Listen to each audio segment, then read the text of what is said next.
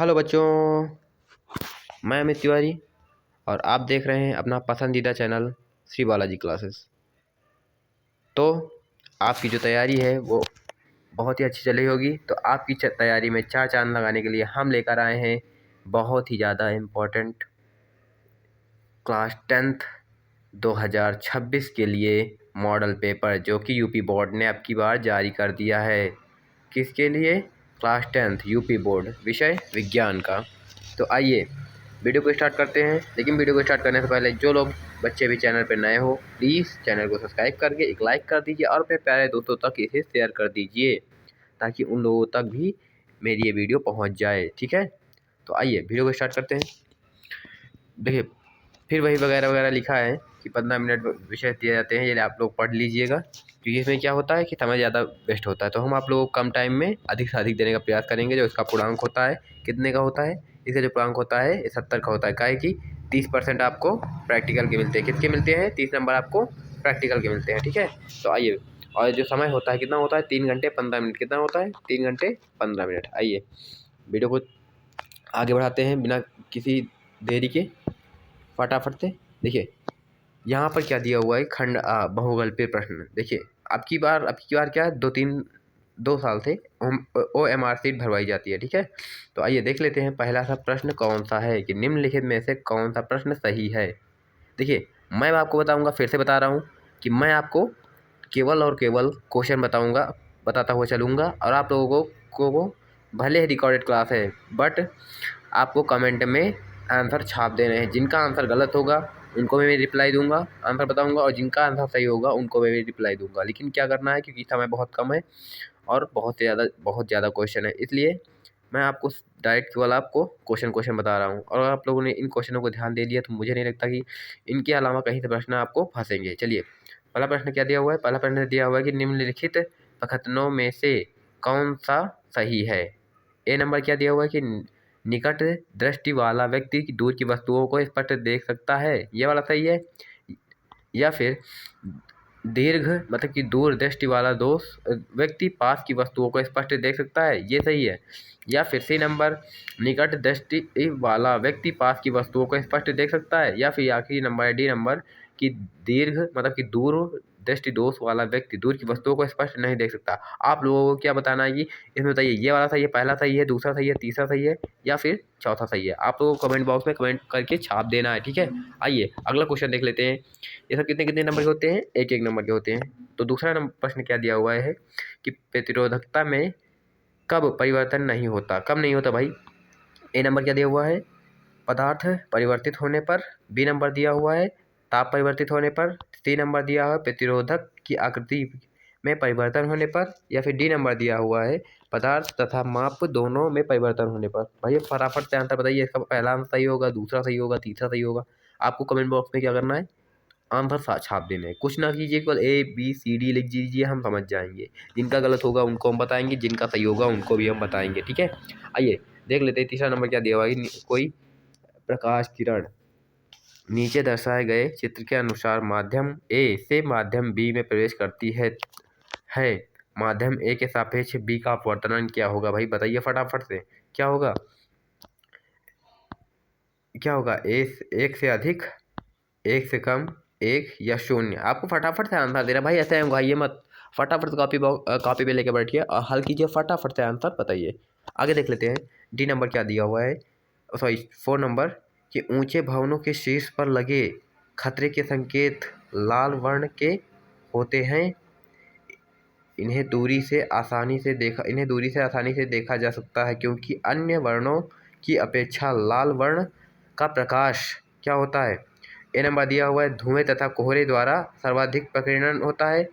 फिर B number दिया हुआ है कि धुएं तथा कोहरे द्वारा न्यूनतम प्रकीर्णन होता है। फिर सी नंबर दिया हुआ है कि धुएं तथा कोहरे द्वारा सर्वाधिक अवशोषण होता है। या फिर डी नंबर दिया हुआ है कि वायु में तीव्रतम गति से चलता है। फटाफट बताइए भाई। फिर आगे दिया हुआ है 5 नंबर क्या दिया हुआ है कि किसी अवतल दर्पण पर आपतित सूर्य किरणें दर्पण के सामने 15 सेंटीमीटर की दूरी पर अभिसारित होती हैं। इस दर्पण के सामने किसी बिंब को कहाँ रखें कि इसका समान आकृति वाले प्रतिबिंब बने? भाई बताइए। दर्पण से 15 सेंटीमीटर दूर, दर्पण से 30 सेंटीमीटर दूर, या फिर दर्पण से 15 सेंटीमीटर तथा 30 सेंटीमीटर के बीच, या फिर दर्पण से 30 सेंटीमीटर से अधिक दूर। फटाफट से आंसर बताइए। ए नंबर सही होगा, बी नंबर सही होगा, डी नंबर सही होगा, सी नंबर होगा, या डी नंबर सही होगा। फटाफट बताइए। अब आगे देख लेते हैं। अगला क्वेश्चन लिखा हुआ है 6 नंबर। क्या लिखा हुआ है? किसी विद्युत बल्ब का अनुमातक 220 वाट से 100 वोल्ट है। जब इसे 110 वाट पर प्रचालित करते हैं तब इसके द्वारा उपयुक्त शक्ति कितनी होती है? बताइए, फटाफट से बताइए। 100 वाट होती है, 75 वाट होती है, 50 वाट होती है, 25 वाट होती है। फटाफट बताइए, उसके बाद मैं रिप्लाई भी दूंगा, मतलब आंसर भी दूंगा। आइए 7 नंबर देख लेते हैं। क्या दिया हुआ है? बहुत ही ज़्यादा इंपॉर्टेंट है। ये भी 1 नंबर का है क्योंकि ये बहुविकल्पी है और हर बहुविकल्पी आपका 1 नंबर का होगा। फिर दिया हुआ है, क्या दिया हुआ है कि 7 नंबर क्या दिया हुआ है? यदि चित्र की व्यवस्था में प्लग की कुंजी निकाल कर परिपथ को खोलकर क्षैतिज बल तल ABC पर चुंबकीय क्षेत्र रेखाएं खींचे तो ये रेखाएं होती हैं, कौन सी भैया होती हैं? आइए देख लेते हैं। सकेंद्रीय, या फिर सकेंद्रीय वृत्त, दीर्घवृत्ताकार, एक दूसरे के समांतर सरल रेखाएं, या फिर डी नंबर दिया हुआ है कि बिंदु 0 से निकट सकेंद्रीय वृत्त परंतु दूर जाने पर दीर्घवृत्ताकार। फटाफट बताइए। अब आ जाते हैं खंड दूसरे पर। दूसरे पर क्या दिया हुआ है? 8 नंबर। 8 नंबर क्या दिया हुआ है कि निम्नलिखित में से कौन सा ऊष्माशोषी पाठ्यक्रम है? मतलब समझ रहे हो कौन सा है? तो इसमें दिया हुआ है कि सल्फ्यूरिक अम्ल का तनुकरण, शुष्क बर्फ का ऊर्ध्वापतन, या फिर जल वाष्प का संघनन, या फिर जल का वाष्पीकरण। फटाफट से बताइए। देखो फटाफट बताओ। अब आगे क्या दिया हुआ है? देखिए इतना हो गया। फिर आगे दिया हुआ है कौन सा नंबर? 8 इनका दिया हुआ है ना। अब इस पर बताना कौन सा है। देखिए फटाफट से कहाँ गया, सॉरी, हाँ ये। अब इनमें कौन सा है? और ए नंबर दिया हुआ है 1 तथा 3 दोनों सही, या फिर केवल 2 सही, केवल 3 सही, या फिर 2 तथा 4 सही। कौन सा सही होगा? फिर 9 नंबर दिया हुआ है कॉलम ए में दिए गए प्राकृतिक सूत्रों का सुमेलन कॉलम बी में दिए गए उनके अम्लों से कीजिए। मतलब इनका मिलान कीजिए, कौन सा होगा? संतरे में कौन सा अम्ल होता है, इमली में कौन सा होता है, सिरका में कौन सा होता है, और टमाटर में कौन सा होता है। ठीक है। अब देखिए यहाँ पर आपके 10 नंबर दिया हुआ है, ये भी एक नंबर का है कि अभिकथन सोडियम हाइड्रोजन कार्बोनेट एंटासिड का एक संघटक है। तर्क क्या दिया हुआ? क्षारीय होने के कारण यह पेट में अम्ल की अधिकता को उदासीन करके राहत पहुंचाता है। उपर्युक्त के आधार पर सही विकल्प का चयन कीजिए। देखिए फटाफट से। ए नंबर दिया हुआ है अभिकथन सही है परंतु तर्क गलत है। फिर दिया हुआ है बी नंबर अभिकथन और तर्क दोनों सही है तथा तर्क अभिकथन का स्पष्टीकरण है। फिर दिया हुआ सी नंबर की अभिकथन गलत है परंतु तर्क सही है। फिर दिया हुआ डी नंबर की अभिकथन और तर्क दोनों गलत है। फटाफट बताइए। अब देखिए देते हैं कौन सा 11 नंबर। 11 नंबर क्या दिया हुआ है कि 3 तत्व एक्स तथा वाई जेड के इलेक्ट्रॉनिक विन्यास हैं। कौन कौन से भैया? एक्स एक धातु है, बी एक धातु है, जेड एक धातु है, वाई धातु है तथा जेड एक धातु है। फटाफट बताइए। यहाँ पर दिया देखिए अभिक्रिया दी हुई है।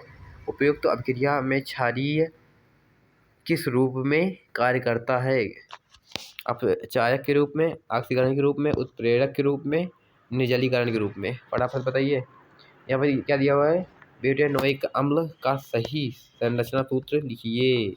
ठीक है, तो फटाफट से लिखो भाई। क्या करना है, इसको लिखना नहीं है लेकिन बता के नाम लिख के बता देना है। ठीक है, फिर बता दूंगा इसमें होता क्या है। अब आ जाइए खंड तीसरा। यदि लार में एमाइलेज की कमी हो जाती है तथा मुख गुहा में कौन सी घटना प्रभावित होगी? ए प्रोटीन को अमीनो अम्लों में विघटित होना, बी स्टार्च का शर्कराओं में विघटित होना। सी, वसाओं का वसा अम्लों और ग्लिसरोल में विघटित होना। डी नंबर दिया हुआ है विटामिनों का अवशोषण। ठीक है, देखिए थोड़ी सी बैटरी लो होने के कारण हम आज यहीं तक बताएंगे। अब अगर आप लोगों को आगे की भाई पेपर पूरा सवाल देखना है तो इस वीडियो को भाई साहब चैनल सब्सक्राइब करके जितना हो सके उतना शेयर कर दीजिए। अगली वीडियो पूरी बनाऊंगा और मैं यहाँ पे अब नहीं बनाऊंगा क्योंकि यहाँ पे मैं पूरा बता नहीं पाता हूँ, टाइम ज़्यादा हो जाता है क्योंकि वीडियो भी अपलोड करनी होती है। वीडियो बहुत बड़ी बन गई है जिस कारण से अब आप लोगों को डिजिटल बोर्ड पे मिलेगा और सोल्यूशन के साथ मिलेगा। किस में मिलेगा? सोल्यूशन के साथ डिजिटल बोर्ड पे। ठीक है, चलिए तब तक के लिए जय हिंद, वंदे मातरम और अपना अपना ख्याल रखिएगा। ठीक है।